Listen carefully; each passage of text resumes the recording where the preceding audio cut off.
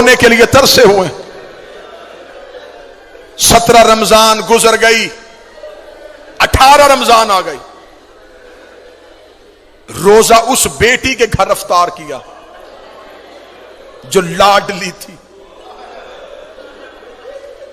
جناب کلثوم صلوات اللہ علیہا. ان کے گھر علی کا آخری افطار. بیٹی نے باپ کی محبت میں دسترخوان بھرا ہوا تھا. علی کی آواز آئی، کلثوم تجھے خبر ہے تیرا بابا کبھی دسترخوان میں اتنی نعمتیں رکھ کے روزہ افطار نہیں کرتا.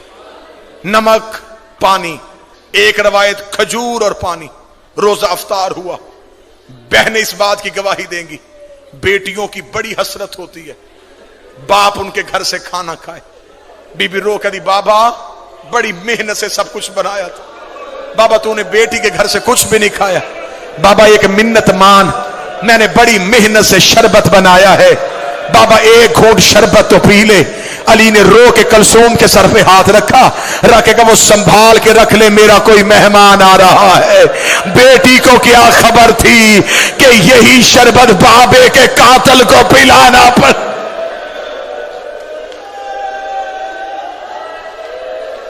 امیر المومنین مصلی عبادت پہ آ گئے. آدھی رات تک علی مناجات الہیہ میں مصروف رہے. اس دن علی کی مصلی پہ اللہ سے گفتگو کرنے کی طریقہ اور گفتگو کا انداز بدلا ہوا تھا. علی کی اولاد ایک حجرے میں اکٹھی ہو گئی.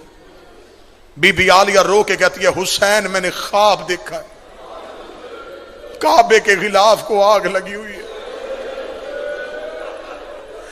حسین رو کے کہتے ہیں میں نے خواب دیکھا ہے میری ماں کے سر سے چادر اتری ہوئی. اللہ کوفے میں خیر کرے. باہر والے دروازے پہ دستک ہو گئے. جناب عباس دروازے کی جانب چلے. علی کی آواز آئی عباس رک. یہ روایت اگر برداشت کر لو گے تو اسی پہ بڑا ماتم. عباس رک. عباس وہیں پہ رک گئے. امیر المومنین جھکے ہوئے چہرے کے ساتھ دروازے کی طرف گئے. آدھی رات بالکل ضربت والی صبح ہونے والی ہے. یہ روایت ہے 1819 کی درمیانی رات. تھوڑی دیر بعد علی مسجد میں جانے والے. آدھی رات علی نے گھر کا دروازہ کھولا. 4 گھوڑے سوار امیر المومنین کے دروازے پہ کھڑے تھے. چاروں کے چہرے پہ نقاب تھے. علی نے کہا من انتم، کون ہو تم؟ چاروں گھوڑوں سے اترے. علی کے پاؤں پہ ہاتھ رکھے. پہلے کی آواز ہے مولا میں حذیفہ یمانی ہوں. دوسرے کی آواز ہے یا امیر المومنین میں ابراہیم ابن مالک اشتر ہوں. تیسرے کی آواز ہے یا وارث محمد میں اسود بن نباتہ ہوں. چوتھے کی آواز ہے یا ابو الحسن میں عبداللہ ابن عفیف ہوں. علی کی آواز آئی چاروں میرے نوکر آدھی رات کو میرے دروازے پہ کیوں آئے ہو؟ مومن کے دل میں قبر حسین ہوتی ہے. ذاکر کا کام ہوتا ہے صرف جملہ پڑھنا. حذیفہ یمانی رو کے کہتا یا علی جب سے یہ 40 ہجری کا رمضان آیا ہے ہمیں تیری تقریروں سے ڈر لگ رہا. یا علی آپ سے ایک بندے نے پوچھا تھا کہ آپ نے داڑھی خضاب کیوں نہیں کی؟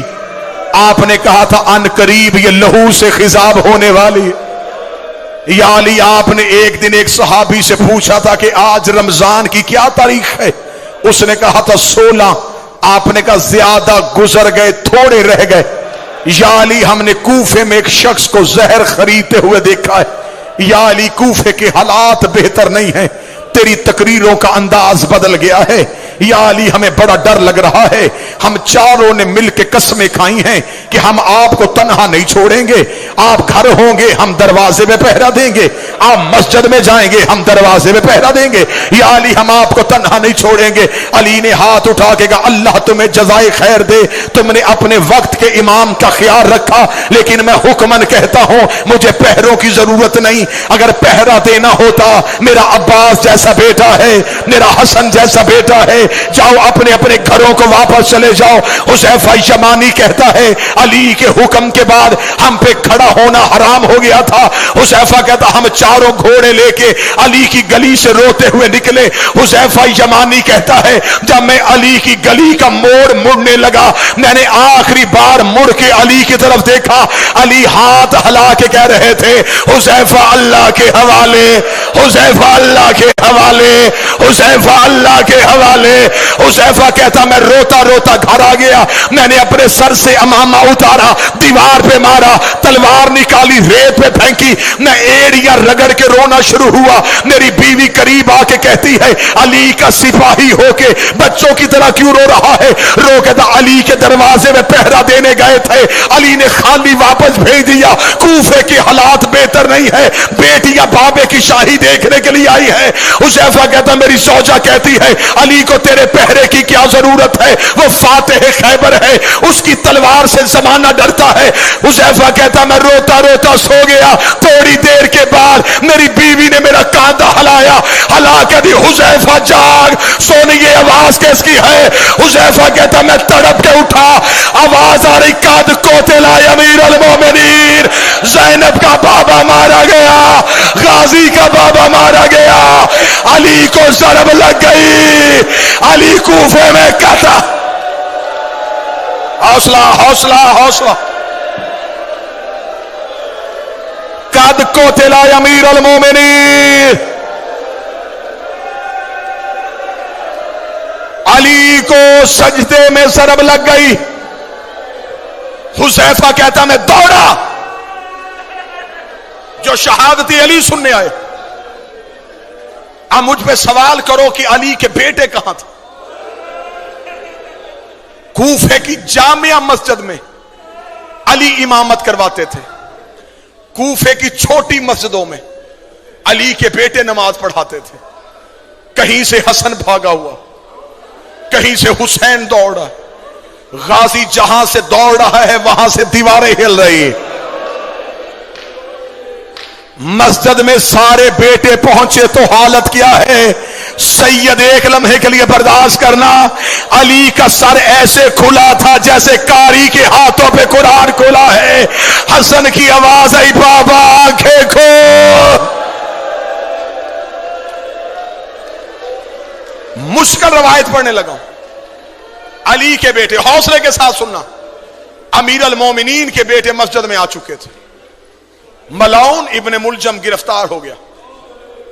اس ملعون کو مسجد کے ستون کے ساتھ علی کے نوکروں نے رسیوں سے باندھ دیا۔ کبھی علی کا کوئی بیٹا اس کی طرف دوڑتا، حسین آگے آ جاتے، کبھی حسن آگے آتے، غازی خون آیا ہوا ہے آنکھوں میں، عباس بار بار کبھی قبضہ تلوار پہ ہاتھ، کبھی اس ملعون کا چہرہ۔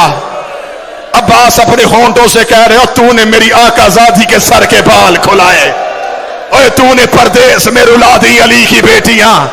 بار بار حسین عباس کے سینے پہ ہاتھ رکھ کے کہہ رہا تھا عباس چپ، عباس صبر۔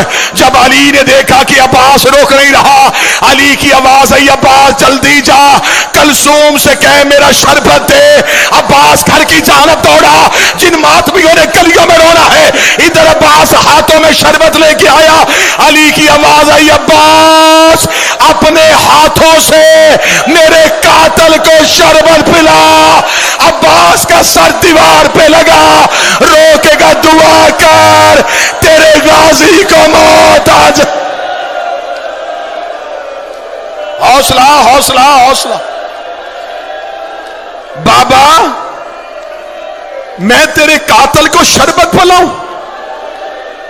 آواز آئی عباس تجھے تیار کر رہا ہوں، آج میرے قاتل کو شربت پلا، کل حسین کے کہنے پہ زینب کا خیمہ ہٹانا۔ عباس تو نے بڑے صبر کرنے ہیں، عباس تو نے بڑے حوصلے دکھانے۔ نماز جس پہ ضرب لگی یہ نافلہ نماز کا آخری سجدہ تھا، واجب نماز جناب حسن کی امامت میں ادا ہوئی۔ نماز حسین کی بھی کربلا میں بڑی مشکل تھی، نماز کوفے میں حسن کی بھی بڑی مشکل تھی، بابے کا لہو مسلح پہ تھا اور حسن نے کہا اللہ اکبر. ادھر زخمی علی کو اٹھایا گیا، ادھر علی کی بیٹیاں دروازے پہ آ کے کھڑی ہو گئی. علی کی آواز آئی حسن میرے صحابہ کو واپس بھیج دے. میں علی گوارا نہیں کرتا میری زینب کی آواز کسی صحابی کے کان میں چلی. امیر المومنین کو گھر میں لایا گیا. 19 رمضان کا دن گزر گیا، 20 کی رات گزر گئی، 20 کا دن گزر گیا، 21 کی رات آئی. پوری ذمہ داری کے ساتھ پڑھنے لگا. 2 راتیں علی کی بڑی بیٹی عالیہ حجرے کا پردہ ہٹا کے چھپ چھپ کے بابے کو دیکھتی رہے. بالکل آخری جملے پڑھنے لگا ہوں، اس کے آگے نہیں پڑھوں گا. 21 رمضان کی رات بی بی نے حسن کو اپنے حجرے میں بلایا. مصلے پہ اٹھ کے کھڑی ہوئی، رو کے کہتی حسن 2 دن ہو گئے میرے بابے کو زخمی ہوئے. میں یہ جملہ اپنی ماؤں بہنوں کے لیے پڑھنے لگا. رو کہتی حسن بتا میرا بابا بچ جائے گا. حسن رو کہتے زینب بابے کی آخری رات ہے. رو کے کہتی پھر مجھ پہ ایک احسان کر، میں ماں کے بغیر کبھی بابے سے ملی نہیں تھی، ایک بار مجھے اپنے ساتھ لے جا کے بابا ملوا دے. حسن کی کمر کے پیچھے چلی علی کی بیٹی. علی کا حجرہ بیٹوں سے بھرا ہوا تھا. حسن کی آواز آئی بابا تجھے زینب ملنے کے لیے آئی ہے. علی بسم اللہ کہہ کے اٹھ کے بیٹھے. علی کی آواز آئی میرا ہر بیٹا میرے حجرے سے چلا جائے، آج میری بیٹی مجھے ملنے کے لیے آئی ہے. علی کی بیٹے حجرے سے نکلنے شروع ہوئے، زینب کا بدن کانپنا شروع ہوا. ادھر سے حسین زینب کے قریب سے گزرے. بی بی نے اب حسین کی ابا میں ہاتھ ڈالا، رو کے کہتی تو رک جا، تو میرے حصے کا بھائی ہے، تیرے بغیر تو میں کربلا بھی نہیں جا سکتی. علی کی آواز آئی حسین تو بھی چلا جا. اب اکیلی بیٹی رہ گئی اور ایک زخمی باپ رہ گیا. بی بی رو کری بابا میں زندگی میں تجھ سے کبھی بولی نہیں تھی، بابا تیری آخری رات ہے. علی کی آواز آئی زینب میرے سرہانے بیٹھ کے مجھے قرآن سنا. علی کی بیٹی نے قرآن پڑھنا شروع کیا. علی نے رونا شروع کیا. رو کری بابا تو کیوں رو رہا ہے؟ رو کر بس تیرا لہجہ سننا تھا، اب مجھے پتا چل گیا تو شام کے بازاروں میں خطبے پڑھ لے گی. ادھر علی کی آنکھیں بند ہونی شروع ہوئی. زینب رو کری بابا جلدی نہ کر، میں نے تیرے کہنے پہ قرآن سنایا، ایک بار آنکھیں کھول، مجھے بتا رسیاں کیسے پہنتے ہیں، مجھے بتا بازاروں میں کیسے چلتے ہیں، مجھے بتا شرابی سے کیسے بولتے ہیں، مجھے بتا پتھر کیسے کھاتے ہیں. آواز آئی قالوا انا للہ و انا الیہ